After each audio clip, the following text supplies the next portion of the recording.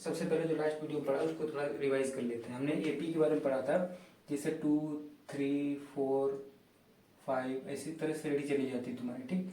तो अगर एक श्रेणी ये है, ठीक, ऐसे अगर इसको ऐसे कर लें कि 2 3 4 5 6 एक ये है, तो इसमें और इसमें क्या अंतर है? इसमें देखो डॉट लाइन आगे की तरफ जा रही है, इसमें कोई डॉट लाइन नहीं, यानी कि इसमें फिक्स्ड है। इसमें जो टर्म्स हैं तुम्हारे, जो पद हैं, पद कैसे हैं? निश्चित हैं, ठीक। कितने पद निश्चित है? 2 2 4 1 5। कितने पद हैं इसमें? टोटल कितने हैं? 5 पद हैं, यानी कि इसमें फिक्स्ड है, टर्म्स तुम्हारे फिक्स हैं। इसमें क्या है? इसमें फिक्स नहीं। ये डॉट लाइन का मतलब है कि ऐसे बहुत सारे होते चले जाएंगे, ठीक। तो एक ये सीरीज होती है, इसको बोलते हैं फाइनाइट श्रेणी, फाइनाइट सीरीज या परिमित परिमित श्रेणी, ठीक है। इसमें जिसमें डॉट लाइन होती है इसको बोलते हैं, इंग्लिश में बोलते हैं इनफाइनाइट। ये तुम्हारी इनफाइनाइट सीरीज है या अपरिमित, ठीक। ये अपरिमित श्रेणी है तुम्हारी। तो इतनी चीज समझ में कि जिसमें पदों की संख्या फिक्स्ड हो, ठीक है। ये 5 पद हैं, इसमें कितने पद हैं? टोटल 5 पद हैं, 1 2 3 4 5, इसलिए इसको फिक्स्ड है, ठीक। फाइनाइट सीरीज है क्योंकि इसमें पदों की संख्या फिक्स है। कितनी फिक्स है? 5 पद इसमें है, ठीक। अब इसमें कोई पद की संख्या फिक्स नहीं। डॉट लाइन का मतलब ये है कि 5, इसी तरह से 5 6 7 8 9 इनफाइनाइट तक, ठीक। तो ये है चीजें। और हमने पढ़ा था कि इनके बीच में जो ये होता है डिफरेंस होता है, इसे डी बोलते हैं। और ये जो एपी होती है, ठीक है, ये फिक्स्ड होता है, यानी कि एपी में सार्वंतर डी इक्वल होता है सभी पदों के बीच, सभी पदों के मध्य, ठीक। किस तरह से? क्रमबद्ध पदों के मध्य, जैसे दूसरे से पहले घटाया, तीसरे से दूसरे घटाया, ये चीजें लास्ट वीडियो में सारी चीजें क्लियर कर दी थी, ठीक। उसी में से कुछ चीजें हो रही हैं जो आज बतानी है। तो जो लास्ट वीडियो था उसमें हम लोगों ने पढ़ा था, तो फाइनाइट इनफाइनाइट सीरीज समझ में आ गई होगी। एक चीज और देखो, जैसे हमने पढ़ा था कि अपन लिखते हैं ए, ठीक है, इसका लिखते हैं, जैसे A1 हो गया, इसका लिखते हैं A1 प्लस डी, ये A2 होता है। इसी तरह से लिखते हैं A1 या A2 प्लस डी, ये A3 होता है। इसी तरह लिखते हैं कि A3 प्लस डी, ये A4 होता है, ठीक है। इसी तरह से अगर हम लिखें, लिख दें AN-1 प्लस डी, तो ये किसके बराबर होगा? AN के बराबर। क्यों? यहाँ अगर 4 है तो यहाँ कितना है? 3, यानी कि 4 में से 1 घटा दिए। यहाँ पर 3 है तो यहाँ पर कितना है? 2। ये देखो 3 है तो यहाँ पर कितना है? 2, ठीक। तो यहाँ पर अगर n है तो इसमें से 1 कम आएगा, यहाँ 4 में से 1 कम होगा 3। इसी तरह से यहाँ पर अगर n टर्म्स है तो यहाँ पर n-1 और प्लस डी, ठीक। और एक बात, इसको अगर हम लिखें, ये A1 ये A2 जो होता है, ये होता है A1 बराबर, जैसे A ले लिया, ये A हो ना, A क्या होता है? पहला पद। A क्या होता है? AP का फर्स्ट टर्म्स होता है, पहला टर्म हो गया AP का, ठीक। इसी तरह से D जो बताया था, ये क्या होता है? ये होता है कॉमन डिफरेंस, ठीक है। ये तुम्हारा कॉमन डिफरेंस होता है। A is the first terms और D is the common difference of given series, जो AP सीरीज होती है, ठीक। इसी तरह से AN तो बताया था कि AN क्या होता है, वो पद जो मुझसे पूछा जाएगा ना, nवा पद होता है AN का मतलब। अब चीजें देखो, यहाँ से एक चीज और तुम्हें चीजें समझ में आएंगी, जैसे कि ये पद ले लिया, ठीक, A2 ये हो गया। अब जैसे A3 हो गया, यानी कि अपन जैसे पहला पद हो गया, दूसरा पद लिखते हैं तो A प्लस डी, ठीक।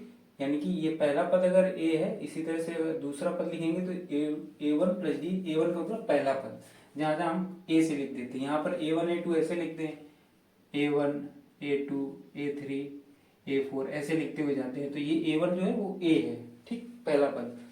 जैसे 1 2 3 4 ऐसे दिया होता है ना, तो इसको A1 न लिख के A लिख लिया जाता है, ये पहला पद है, ठीक। चलो अब चीजें देखो, यहाँ से हम लोग देखेंगे कि जो AN होता है, AN बराबर होता है A plus n-1 into D, ठीक। ये होता है, ये तुम्हारा होता है जनरल फार्मूला, ठीक, या जनरल टर्म्स होता है, टर्म, या इसी को हिंदी में बोलते हैं व्यापक पद। व्यापक पद किसका? व्यापक पद किसका? समांतर श्रेणी का, ठीक है, समांतर श्रेणी, यानी कि general terms of AB series जो दी जाती है उसका ये होता है। अब ये क्या है, इस पे बेस्ड आज क्वेश्चन पड़ेगी, ये आया कैसे वो यहाँ चीजें देख लेते हैं। तो देखो यहाँ से देखते हैं वो चीजें, जैसे कि A2 ले लिया यहाँ पर, इसको लिखते हैं A1 प्लस डी। इसी तरह से A3 होता है जिसको लिखते हैं A2 प्लस डी। अब जरा देखो A2 की जगह हम ये लिख सकते हैं, या ऐसे लिख लेते हैं कि पहला पद जैसे A है, ये A है, तो यहाँ A1 की जगह हम A भी लिख सकते हैं, यानी कि A1 बराबर A, या A1 क्या? पहला पद। A1 क्या है? सीरीज का पहला पद, ये होता है ना A1, A2, A3, A4। तो ये A1 क्या है? इसको A लिख देते हैं जनरल, जैसे ये A लिखा है ना, इसके लिए तो मैं बार बार फोकस कर रहे हैं कि A1 ही होता है। तो यहाँ पर अगर A ले लें हम, जैसे ये A हो गया, A1 बराबर A मान लिया, ठीक, A1 बराबर A। चलो तो यहाँ पर देखो इससे A1 प्लस डी हो गया। अब A3 आया तो A2 की जगह हम क्या लिख सकते हैं, जैसे A2 है, A2 की वैल्यू क्या है? ये है कि नहीं, तो इसकी लिख सकते हैं कि A1 प्लस डी, और ये डी पहले से दिया है, प्लस डी हुआ ना, ये डी पहले से दिया है, तो ये कितना होगा? A1 प्लस 2d हुआ। ये किसकी वैल्यू है? A2 की। ये किसकी वैल्यू आ गई? A2 की। चलो देखो चीजें तुम्हें यहां समझ में आएंगी।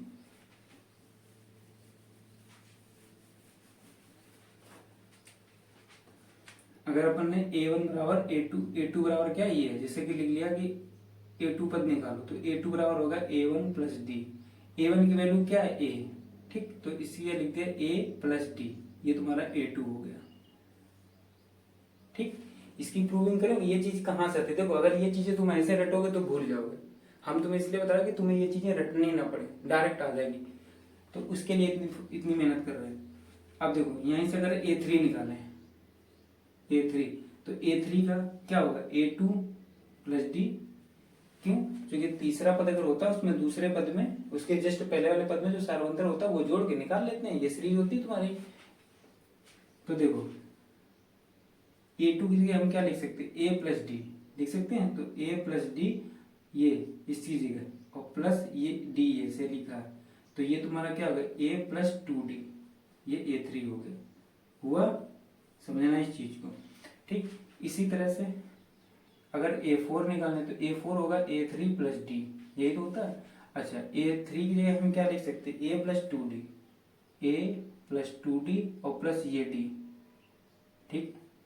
ये A3 की वैल्यू है तुम्हारी इतनी, तो ये होगा A प्लस 4d हुआ, नहीं 3d, दो ये और एक डी ये, कितनी बात समझ में? ये A4 हो गया। चीजें समझना है, यहाँ से थोड़ा ध्यान देना, टाइम थोड़ा पेशेंस रखना, डायरेक्ट क्वेश्चन पे चलने से पहले चीजें ये देख लें। इसी तरह से A5 ले लें, तो A5 हमारा होगा A4 प्लस डी, ये होता है A5, जैसे A3 प्लस डी, ये होता है A2 प्लस डी, होता है ना A3 प्लस, सॉरी ये तुम्हारा A4 का, हाँ सही है, ठीक। अब देखो A4 की जगह हम क्या लिख सकते हैं? ये चीज लिख सकते हैं, तो रखो A4 की जगह हमने लिखी A प्लस 3d, रखो A प्लस 3d इसकी जगह, और प्लस ये डी, तो ये टोटल किया A और 3d ये, 1d ये, टोटल 4d हो गया। ये क्या? A5। तुमने यहाँ से चीजें नोट की होगी, क्या नोट की होगी? कि अगर हम इसी तरह से nवां पद निकालें, कौन सा पद निकाले? an, A5 निकाला, अपन ने क्या निकाला? A1 निकाल लिया। A1 बराबर होता है A प्लस 0d, लिख सकते हैं इसको, लिख सकते नहीं लिख सकते? A1 बराबर A प्लस 0d, ऐसे यहाँ पर A करते चले आ रहे हैं, ठीक। A क्या है? पहला पद। A1 क्या है? पहला पद। A बराबर A1 बराबर फर्स्ट पद, यानी कि प्रथम पद, प्रथम पद यानी कि फर्स्ट टर्म। बात में चीजें तुम चूंकि यहाँ पर तुम देखो कि A1 रखा फिर A रखते थे, तो वो एक ही बात है। ये A5 हुआ। अगर इसी तरह से हम AN निकालें तो देखो A तो सब में है, इसमें देखा तुमने A, चीजें देखना,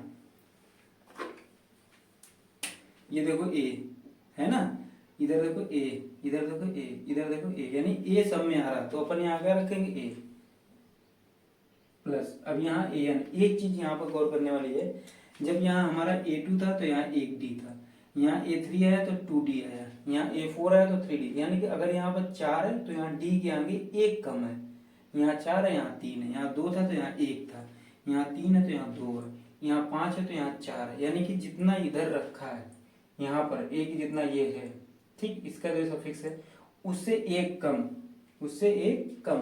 तो अगर यहाँ an है तो यहाँ कितना होगा n-1 किसका, d का कोफिशिएंट, यानी d का गुणांक, ये चीज,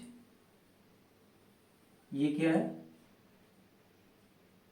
AP का nवां पद। ये nवां पद क्या होता है, अभी जब कुछ क्वेश्चन लगाएंगे तो सीख जाओगे, ठीक, तब सही से समझ में आ जाएगा तुम्हें। चीजें नहीं समझ में आ रही मेरे साथ तुम देखते चलो, वीडियो जब क्लोज करेंगे यानी कि जब तक आखिरी सवाल तुम्हें बताएंगे तब तक तुम्हें सारी चीजें याद हो जाएंगी, ठीक। तो पेशेंस रख के से वीडियो को लास्ट तक देखिए मेरे साथ में। तो ये चीज तुम्हें समझ में आई, AP के nवां पद है, तो ये जो चीज थी इसी को बोलते हैं जनरल फॉर्म ऑफ, ये क्या है जनरल फॉर्म ऑफ AP, यानी कि AP के व्यापक पद बोल देते हैं।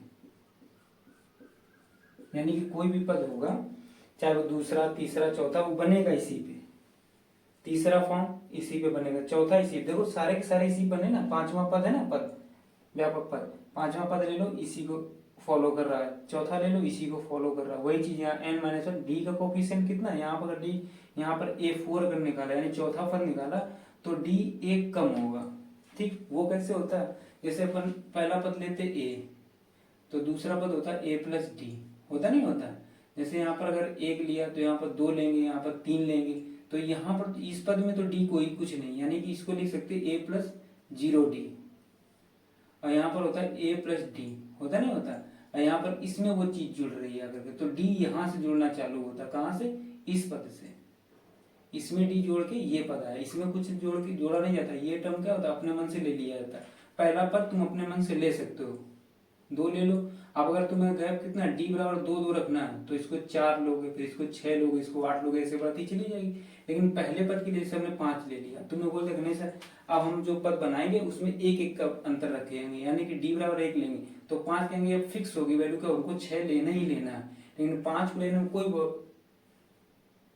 5 पद, पहला पद लेने में कोई लिमिटेशन नहीं, कुछ भी ले सकते हो, जैसे तुम्हें D 1 रखना है, जैसे 7 8, तुमने कहा नहीं सर D 1 रखना है, तो D 1 रखने के लिए हम यहाँ 4 भी ले सकते हैं, अब हम 5 6 करते चले जाएंगे, 7 करते, फिर मेरा मन बोल नहीं हम D 3 रखेंगे तो 3 4 हो जाएगा। देखो इस पद को लेने में कोई बाउंडेशन नहीं, लेकिन इसके आगे जैसे बढ़ते हैं बाउंडेशन हो जाती है, इसके बाद पद फिक्स है कि यही पद आएगा, लेकिन पहला पद कुछ भी आ सकता है उसी के हिसाब से। तो इसका मतलब क्या, D पहले पद में, दूसरा पद को लेने में हमें D की जरूरत पड़ती है, दूसरा तीसरे और सारे पद, पहले पद को छोड़ के। तो अभी तक क्या सीखा कि पहले पद के साथ में कुछ भी हो सकता है, पहला पद के लाने का कोई रूल नहीं, लेकिन पहले पद के बाद जो भी दूसरा पद आएगा, तीसरा चौथा, मतलब पहले पद के बाद जितने भी पद आएंगे उसके लिए D अनिवार्य है। इतनी बात समझ में आई? तो इसीलिए पहले पद के साथ कुछ नहीं, इसीलिए 1 कम कर दिया जाता है, क्योंकि हमें D किससे पता चलता है, दूसरे पद से। दूसरे पद को लाने में 1 बार D जोड़ते हैं, तीसरे पद को लाने में 2 बार D जोड़ते हैं, ऐसे n पद को लाने में n-1 बार D जोड़ेंगे, मतलब गुना करेंगे D के साथ में, ठीक। 2D का मतलब क्या होता है, D प्लस D। 3D का मतलब क्या होता है, D plus D plus D। तो D जोड़ तो रहे हैं, इसीलिए चौथा पद लाने के लिए 3 बार D जोड़ते हैं, तो वही चीज है। अब ये मत सोचना कि सर यहाँ तो चौथा पद लाने के लिए तुमने 3D किया, यानी 3D का गुणा किया, यानी 3 का D के साथ गुणा किया, अरे 3 का D के साथ गुणा करो या 3 बार D जोड़ो, बात एक ही होती है, ठीक। चलो तो ये चीज तुम्हें समझ में आई, an क्या है क्या नहीं है, ठीक। अब चीजें तुम्हें समझ में आ गई कि ये चीज आई कैसे कैसे नहीं है। अब कुछ क्वेश्चन लेते हैं तो चीजें तुम्हें अच्छे से क्लियर हो जाएंगी, ठीक। चीजें अब मैं तुम लोगों को एक होमवर्क दे रहा हूँ, अगर तुमने कोऑर्डिनेट ज्योमेट्री सही से पढ़ी है, कोऑर्डिनेट ज्योमेट्री तुमने अगर सही से पढ़ी है, ये x होता है, ये x डैश होता है, ये y होता है, ये y डैश होता है, यहाँ पर सपोज दैट यहाँ पर कोई पॉइंट है 5,8, ठीक, ये पॉइंट A है ना। तो ये 5 क्या है ये बताना है। जैसे सपोज दैट मान लिया कि ये यहाँ पर कोई पॉइंट 5 कहाँ, यहाँ पर मान लिया कोई पॉइंट, या यहाँ पर मान लिया मैंने एक पॉइंट जिसके कोऑर्डिनेट x, y है, ठीक। तो यहाँ पर तुम्हें बताना है ये क्या है, ये तुम्हें बताना ये है कि what is x and y, ये क्या है, x और y क्या है, x तथा y क्या है, ये बताना है कमेंट करके। जिसने अगर तुम लोगों ने सही से पढ़ा होगा, रियल में अगर तुम्हें सिर्फ एक्सरसाइज छोड़ो, तुमने चीजें समझी होगी, जो समझता है वो तो एक्सरसाइज लगा ही लेगा, उसको कोई नहीं रोक सकता, वो कभी भूलेगा भी नहीं, और जो रटते हैं वो कभी भी भूल सकते हैं, ठीक। क्या कहा उसने कि 2, 7, 12 एक सीरीज दी गई, देखो 5, 5 का अंतर है, यानी कि एपी है, उसने बोल भी दिया कि एपी ये एक सीरीज है, इसका 10वां पद निकालिए। तुम्हें यहाँ पर तीसरा पद दिया गया, पहला, दूसरा, तीसरा, ये सिर्फ 3 पद तुम्हें दिए गए, ठीक। तुमको 10वां पद निकालना है। कौन सा पद निकालना? 10वां पद, ठीक। ये तुम्हें 10वां पद ज्ञात करना है, ठीक, 10वां पद ज्ञात करना। तो देखो अगर तुम ऐसे लिखोगे, एपी कौन सी है तुम्हारी, एपी ये दी गई 2, 7, 12, इस तरह से चलेगी। यहाँ से देखो ए बराबर कितना है 2, और डी बराबर कितना है 7 - 2 बराबर 5, ठीक। अब देखो अगर तुम ऐसे लिखोगे 2, 7, 12 फिर आगे 17, इस तरह से अगर लिखोगे तो 10वां पद निकालने में तुम्हारा बहुत टाइम जाएगा। इसके लिए अभी हमने एक फॉर्मूला पढ़ा था, 10वां पद क्या है, अभी जो पढ़ा था तुमने कि an बराबर a + n - 1 इंटू टी। ये n क्या, वही जो पद तुमसे पूछा जा रहा है। जैसे 10वां पद पूछा गया तो ये a10 हो जाएगा, 20वां पद पूछा गया तो ये a20 हो जाएगा, जो पद nवां पद पूछा गया इसलिए an हुआ, 10वां पूछा गया तो ये a10 हो जाएगा। तो यहाँ पर n है तो ये a तो a रहेगा, लेकिन यहाँ पर n था तो n - 1 है, यहाँ 10 है तो ये होगा 10 - 1 इंटू डी। बात चीजें समझ में आई, ये चीज क्या होता है, तो वही चीज है। इसलिए 10वां पद यानी कि a10 बराबर an का मतलब क्या होता है, an का मतलब होता है nवां पद, ठीक। और an का मतलब होता है nवां पद, a10 का मतलब है 10वां पद, a15 का मतलब है 15वां पद। चीज समझे, यहाँ 15 तो 15वां पद, इसलिए a10 हमसे पूछा ना, ये पूछा इसलिए ये रखेंगे। तो यहाँ आएगा a + n - यानी कि 10 - 1 इंटू डी। ए कितना है 2 प्लस ये तुम्हारा 2 रख दिया, 10 - 1 मतलब 9 गुणा डी कितना है 5, ये है ना डी, डी का कितनी है 5, वैल्यू रखो। तो ये 10 हो गया प्लस ये 2 हो गया और ये 9 अपना 45, तो ये कितना 45 2 47, ये हो गया a10, हुआ ना। ये तुम्हारा आंसर है। आंसर लिखोगे कैसे एग्जाम में, एपी का 10वां पद बराबर 47, ये लिखोगे, ऐसे लिखोगे आंसर, ठीक। तो ये तुम्हारा 10वां। अब इसमें ए पूछता तो ये, डी पूछता तो ऐसे निकाला जाता है, ठीक। और चीजें देखो,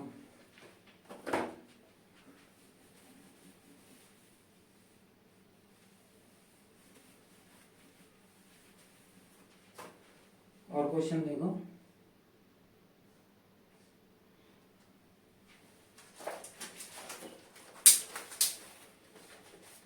देखो ऐसे तुमसे कह दिया जाए 12, 13, 14, 15, 16 का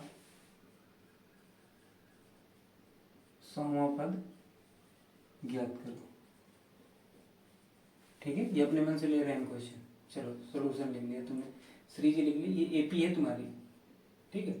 एपी 12, 13, 14, 15 डॉट डॉट हो गया ना।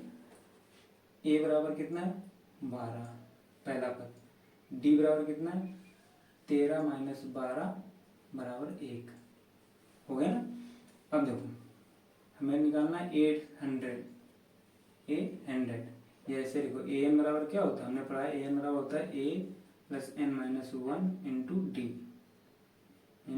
डी, इसलिए ए 100 पर निकालना ना, तो ए 100 बराबर हो जाएगा ए + 100 - 1 इंटू डी, ये हो गया। तो ए 100 की जगह कितना रखेंगे, ये ए 100 यहाँ पर ए कितना है 12, 12 रख दिया, प्लस ये 99 हो गया ना, गुणा डी कितना है 1, ठीक। तो ये हो गया 12 प्लस 99, ये 111 हो गया तुम्हारा, हुआ ना ये। तो ये होगा A100। चीज समझ में, A100 तुम्हारा ये होगा, ये आंसर हो गया। नेक्स्ट क्वेश्चन, तो उसने कहा कि ये AP है जिसका 21, 18, 15 इस तरह से ये सीरीज दी गई है, इसका कौन सा पद -81 होगा, यानी कि तुम्हें an दिया गया है, ठीक है, पद तुम्हें दिया गया, बस पदों की संख्या तुम्हें निकालनी है। तो कौन सा पद ये होगा, क्या इस पद AP का कोई पद शून्य होगा, ठीक। तो जो पद हमें चाहिए था वो पद हमें दिया, लेकिन कौन से नंबर का है, जैसे कि ये देखो, इसका मतलब क्या, जैसे कि तुम्हें दे दिया गया 2, 4, 6, 8, 10, 12, 14, 16। अब देखो, ये पहला पद, ये दूसरा पद, ये चौथा पद है, पहला, दूसरा, तीसरा, चौथा, पांचवा, छठा, सातवां, आठवां, ये कौन सा पद है, ये कौन सा पद है तुम्हारा, ये जो लास्ट पद है ना, ये तुम्हारा पहला, दूसरा, तीसरा, चौथा, पांचवा, छठा, सातवां, आठवां, ये कौन सा पद है, आठवां। ये कौन सा पद है, आठवां। लेकिन इसकी रियल वैल्यू क्या है, मान क्या है, 16। पद कौन सा है, आठवां, और मान कितना, 16। ये चीजें समझ में आई तुम्हें। तो वही उसने कहा है कि कौन सा पद -81 होगा, यानी कि उसका मान कितना है, यानी कि वैल्यू कितनी है, वैल्यू कितनी है, -81, लेकिन है कौन से नंबर का। जैसे इसमें ये था तो 8वां, 1 2 करके गिनो तो 8वें नंबर पे आता है, ये वैल्यू कितने नंबर पे, 8वें नंबर पे। तो यानी कि n बराबर कितना है, यहाँ पर n बराबर 8 है, n बराबर 8, 8वां पद है ना, तो n बराबर 8 है, लेकिन वो उसका मान जो पूछ रहा है, इसकी रियल वैल्यू कितनी, -81, यानी कि 8वें नंबर। ऐसे ऐसे समझ लो कि जैसे तुम लोग 20 लोग हो, तो उसमें क्रम डाल दिया, पहला, दूसरा, तीसरा, ऐसे 20 नंबर में डाल दिया।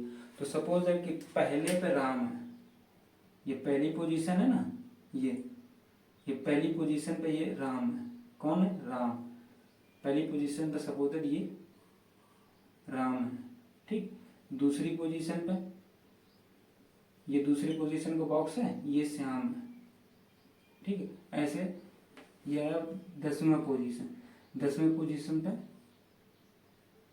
10वें पोजीशन मान लो कि आर है, 10वें पोजीशन पे कौन, आर। अब तुमसे पूछा जाए कि आर, तो इसका मतलब हम उस व्यक्ति बता रहे हैं जो 10वें नंबर पे है। तो वही चीज है कि जो आर है वो 81 है, और 10वां स्थान तुमसे ये पूछ रहा है, यानी कि तुमको ये दिया गया है, यहाँ समझो, तुमको ये दिया गया है और ये पूछ रहा है, ये दिया गया है, ये पूछ रहा है, यानी कि मान दिया गया है और उसका स्थान पूछ रहा है, किस कौन से स्थान पे है।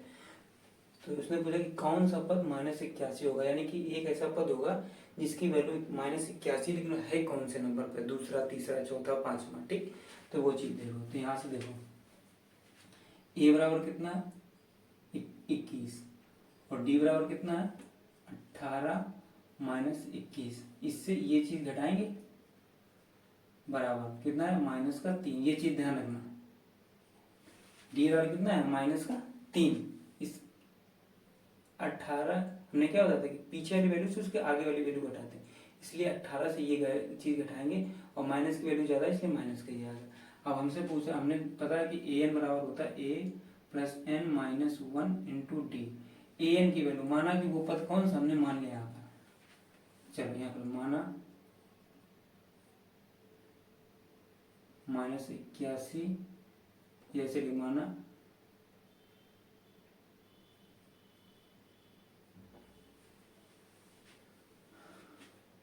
वह पद n है, ठीक। हमने मान लिया कि nवां पद है, ये n नंबर पे आएगा, तो an बराबर a + n - 1 × d होगा। तो an की वैल्यू कितनी है, ये -81, an बराबर कितना -81, यहाँ से लिख लेते हैं कि an बराबर -81। चीजें समझ में आ गई। चलो, a की वैल्यू कितनी है 21, प्लस हमसे, अब हमें n नहीं पता, हमने n माना ना, तो ये n - 1 ऐसे ही रहेगा, और इंटू डी की वैल्यू कितनी -3, चलो ये -3 रख दिए, गुणा में वैल्यू -81, ये 21 हो गया। यहाँ पर वैल्यू इसके साथ आएगा तो ये -3n हो जाएगा और प्लस का 3 हो जाएगा। इसका गुणा करोगे ना इसमें पूरे में, ये डी का इस पूरे में गुणा है तो इसका -3 का पहले n में गुणा करो तो -3n होगा, फिर इस -3 का -1 में गुणा तो ये होगा। तब देखो ये -81 हुआ और ये 21 और 3 24, इधर आया -24 -3n, इसको हमने जोड़ के इधर पक्षांतर कर लिया तो ये माइनस की वैल्यू हो गई 4 1 5 और 8 2 10 105 माइनस का बराबर -3n, माइनस से माइनस कैंसिल हो जाए यानी कि 105/3 बराबर n, तो कितना 3 का 9 53 15 यानी n बराबर 35, ये माइनस माइनस कैंसिल होगा ना तो n बराबर 35, कितना आया n बराबर 35 हो गया तुम्हारा। इतनी बात समझ में आई? ठीक, तो यहाँ से हुआ। अब देखो क्या इसका कोई पद शून्य होगा, कोई पद शून्य है कि नहीं है, तुमको वो चीज ज्ञात करनी है।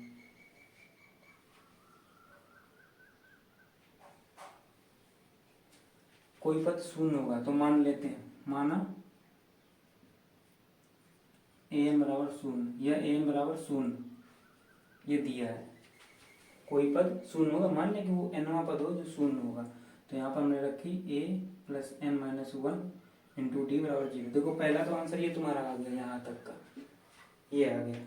ठीक, यानी कि वो -81 जो पद कौन से नंबर पर 35, अगर 1 2 करके इसे गिनो 1 2 3 4 5, तो ये जो वैल्यू है ये 35वें स्थान पे आएगी। इतनी बात समझ में आई? तो वो आ गया n की वैल्यू 35। अब तुमसे ये पूछ रहा है क्या ये जो सीरीज दी है अगर इसको ऐसे लिखते लिखते लिखते लिखते चले जाओ, क्या कोई ऐसा पद आएगा जिसकी वैल्यू 0 हो? हमसे सिर्फ ये पूछ रहा है तो हम याद करेंगे कि 0 यानी कि उसका मान 0 होगा तो an बराबर 0 हो गया ना। जैसे an बराबर -81 था जो उसने कह दिया 81, अब वहाँ कह रहा कोई पद क्या 0 होगा तो हम मान लेते कि वो पद nवां होगा जो 0 होगा, तो an बराबर 0 और an का फॉर्मूला ये होता है। ठीक, तो पहला पद यहाँ से देखो कितना 21, तो 21 रख लिया प्लस n माइनस 1 और d कितना है -3। ठीक, तो -3 बराबर 0 रख लिया, तो ये तो 21 हो गया, ये माइनस का 3n माइनस प्लस 3 बराबर 0, यही चीज होगी जो जैसे ये लिखे वही चीज हो जाएगी। ठीक, इसका इसमें गुणा किया ये आया। चलो n को एक तरफ रखना, बाकी को एक तरफ रह, चूंकि हमें वैल्यू n की निकालनी है, कोई पता ऐसा होगा 0 कि नहीं होगा वो चीज देखनी है। ठीक, तो देखो 21 3 24 यानी कि -3n और ये उधर जाएगा 24 का आएगा माइनस का,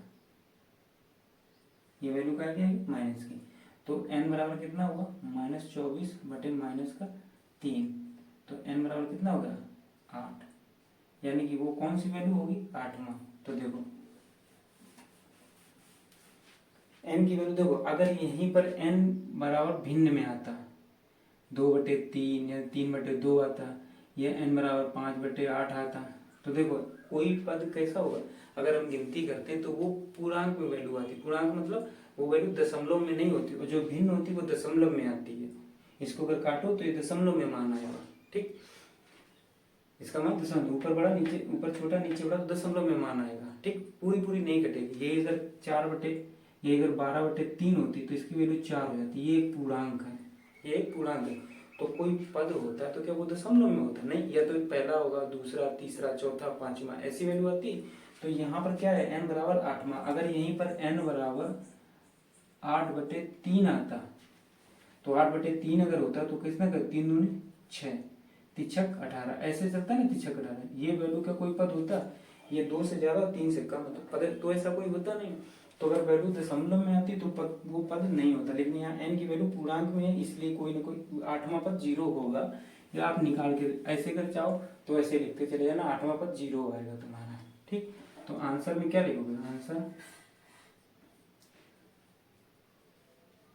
अभीष्ट पद जिसका मान -81 है वो 35 है। ठीक, 30 रहती है, फिर तो नंबर क्रमांक दिखाता है अतः और 8वां पद का मान 0 होगा। ठीक, ये भी सिद्ध हो गया। तो ये आंसर ऐसे लिखेंगे। ठीक, तो ये चीज तुम्हें समझ में आई। अब समझ में आया कि -81 क्या होता है और n क्या होता है। ठीक है, ये an बराबर -81 और हमसे n बराबर पूछा था इसमें। यहाँ अगर ये सेकेंड कंडीशन नहीं है तो an बराबर 0 था और n बराबर पूछा था। ये फर्स्ट कंडीशन में an बराबर -81 था और n पूछा था। ठीक, तो an वैल्यू होती है उस पद की जो पूछा जा रहा है, और यानी कि an जो है वो nवें पद की वैल्यू है और n उस पद का क्रमांक है कि वो क्रमांक में पहले दूसरे तीसरे स्थान पर कहाँ आता है। चलो, तो ये चीज समझ में। अब आगे क्वेश्चन देखते हैं। कह रहा है कि एपी निर्धारित कीजिए। अब तुम्हें एपी सीरीज ज्ञात करनी है। ठीक, तुमको सीरीज ज्ञात कर। अभी तक क्या, इसके पहले जो मैंने क्वेश्चन देखे उसमें मुझे सीरीज दी गई थी 2 4 6 8 इस तरह, एक सीरीज दी जाती थी, उसमें से मान पूछा था। अब उसने क्या किया कि हमको सीरीज खुद कह रहा कि तुम्हें सीरीज बनानी है। हमें सीरीज नहीं दी गई, यानी एपी हमें दी नहीं गई, लेकिन एपी का एक 5वां पद दे दिया गया और एक 7वां पद दे दिया गया। सॉरी, एक तीसरा पद दे दिया गया और एक 7वां पद दे दिया गया। हमें 2 पद दे दिए गए। अब हमें ना तो ए दिया गया और ना ही डी दिया गया। और सीरीज हम कब बना सकते हैं, जब हमें पहला पद पता हो उसके बाद उसका अंतर पता हो। क्योंकि सीरीज जब हम बनाते हैं तो पहला पद जैसे हमको मान लिया ए बराबर 5 है और डी बराबर 2 है। अब तुमसे कहा जाए कि एपी बताओ, एपी बनाओ, तो तुम यहाँ तुरंत बना दोगे। बना दो कैसे कि पहले तुम्हें ए बराबर 5 है तो तुम्हें कंफर्म होगा कि पहला पद 5 होगा। अब इसके बाद डी 2 है, यानी कि इसमें 2 जोड़ चलते जाओ, जोड़ना है तो यहाँ पर 7 आएगा, फिर इसमें 2 जोड़ो तो यहाँ पर 9 आएगा, फिर 2 जोड़ो तो यहाँ पर 11 आएगा, फिर जोड़ो तो 13 आएगा। यानी कि अब ये सीरीज बनती चली जाएगी तुमसे। तो हमें सीरीज बनाने के लिए क्या चाहिए, एक तो ए चाहिए, यानी एक तो हमें ये चाहिए और दूसरा ये चाहिए। चाहिए कि नहीं चाहिए, यानी ए और डी चाहिए। तो हमें यहाँ से ए और डी पता है, नहीं पता। यहाँ हमें तीसरा पद पता है, ये वैल्यू पता है और ये वैल्यू पता है। ठीक, यानी कि तीसरा पद मालूम है और 7वां पद मालूम है, तीसरा और 7वां। तो तीसरे और 7वें पद की सहायता से हम कैसे निकालेंगे। मैंने तुम्हें पहले ही पढ़ाया था कि जितनी वैल्यू अननोन होती है उतने समीकरण की रिक्वायरमेंट होती है। ठीक, तो यहाँ पर 2 वैल्यू अननोन है। क्यों, एक ए और डी चाहिए ना, तो ना तो ए पता ना तो डी पता, तो एक तो वैल्यू ये रिक्वायर्ड और एक ये रिक्वायर्ड, यानी 2 वैल्यू अननोन है, इसलिए उसने 2 समीकरण दे दिए। तो देखो सोल्यूशन क्या है तुम्हारा, इसका हल क्या होगा। ठीक, इसका हल क्या होगा, तो देखो हमें ज्ञात है, क्या ज्ञात है तुम्हें, वी नो दैट, ये इंग्लिश मीडियम वाले ऐसे लिखेंगे, वी नो दैट क्या ज्ञात है कि तीसरा पद यानी कि A3 बराबर 5th, तीसरा पद है ना, तो A3 बराबर 5th है। ठीक, जैसे अपन ने देखा था कि an बराबर क्या होता है, a plus n minus 1 into D. तो an की वैल्यू कितनी, 5। ठीक, और n की वैल्यू कितनी, 3। यहाँ से कितना, यहाँ से अगर तुम देखो तो an की वैल्यू है 5 और n की वैल्यू है 3। और अगर यहाँ से देखो तो an की वैल्यू है 9 और n की वैल्यू है 7। चीजें समझ, इसके पहले जो एग्जांपल बताया था उसमें ये चीजें अच्छे समझाई थी कि an वैल्यू है उस पद की और n वो पद क्रमांक में कितना है, दूसरा तीसरा चौथा पांचवा कितना है। लेकिन 5वें पद की वैल्यू कुछ भी हो सकती है, 10 भी हो सकती है, 5 भी हो सकती है, 8 भी हो सकती है। तो वो चीज यहाँ पर है। तो तीसरा पद यानी कि n बराबर 3 और उसकी वैल्यू कितनी, 5, बस इन्हीं का यूज करेंगे। तो A3 बराबर ये है, तो हम लिखेंगे 5 या A3 ऐसे लिख सकते हैं कि a प्लस n माइनस, अब ये क्या है A3, तो यहाँ पर कितना होगा 3 माइनस 1 इंटू डी बराबर 5, ये होगा। तो इसको मल्टीप्लाई करो तो a plus 3d minus D, ये ऐसे कर लो। देखो यहीं से डाले 3 में से 1 क्या 2, तो ये होगा 2d बराबर 5, ये होगा समीकरण नंबर 1। अब यहाँ से देखो जब हमने ले लिया A7 बराबर कितना 9, तो A7 ये हो ना A7 यानी कि A7 की कितना लिख सकते हो, n बराबर 7 है ना ये, तो यहाँ लिख सकते हो a plus 7 minus 1 into D बराबर 9, यानी a प्लस 6d बराबर 9, समीकरण नंबर 2 हो गया। ठीक, from equation first and second, यानी कि समीकरण 1 और 2 से, ऐसे लिख सकते हैं from equation first and second. ठीक, चलो यहाँ से अगर हम करेंगे तो देखो दोनों समीकरण को हल करना, तो एक देखिए a प्लस 2d बराबर 5 है। भाई a और d का दो अननोन वैल्यू, तो दो समीकरण चाहिए, दोनों समीकरण को हल कर लो बस वैल्यू आ जाएगी। दूसरा a प्लस 6d बराबर 9, घटा दो, घटाने पर क्यों, यानी कि सब्ट्रैक्ट कर दो, वैल्यू सेम है ना a, तो घटाओगे तो ये वैल्यू नेगेटिव, ये वैल्यू नेगेटिव, ये वैल्यू नेगेटिव, ये प्लस माइनस ये कैंसिल हो गए, समीकरण पढ़े होगे लीनियर इक्वेशन में आएगा। तो ये वैल्यू कितनी है माइनस की 4d, 6 में से 2 गया 4d। इसी तरह से 9 और 9 में से 5 गया तो 4 बचा, माइनस का 4 बचा ना, तो d बराबर कितना आया 1 आया ना, माइनस माइनस कैंसिल होगा, ये d उधर भाग करोगे 1 आएगा। अब देखो यहाँ देख लो d का मान किसी भी समीकरण में रख दो, समीकरण 1 में रखने पर ऐसे लिखना तुम्हें, रखने पर रखो, समीकरण ये एक था, तो यहाँ पर हो गया a प्लस 2d बराबर 5, a प्लस 2 इंटू 1 बराबर 5, तो a बराबर कितना है, ये 2 है उधर जाएगा तो 5 माइनस 2, तो a बराबर है 3, ये हो गया ना। इसीलिए रिक्वायर्ड सीरीज, ठीक, इंग्लिश वाले लिखेंगे रिक्वायर्ड सीरीज, इंग्लिश और हिंदी वाले लिखेंगे अभीष्ट, यानी कि रिक्वायर्ड सीरीज या अभीष्ट सीरीज, हिंदी वाले लिखेंगे अभीष्ट श्रेणी क्या होगी, रखो पहला पद a है। अब देखो हमें कितना d, यानी एक एक जोड़ते जाना, तो 3 4 5 6 7 इस तरह से ये सीरीज चली गई, बस यही आंसर हो गया था।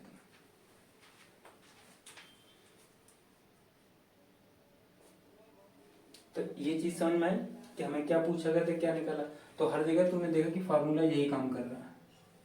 तो चीजें समझ में आई कि an क्या और n क्या है, ठीक, कमेंट करके बताना मुझे, तुम्हें वो कमेंट करके बताना है कि n क्या है, इतना समझाया ना, फिर भी बताना कि n क्या है और an क्या है, ठीक। चलो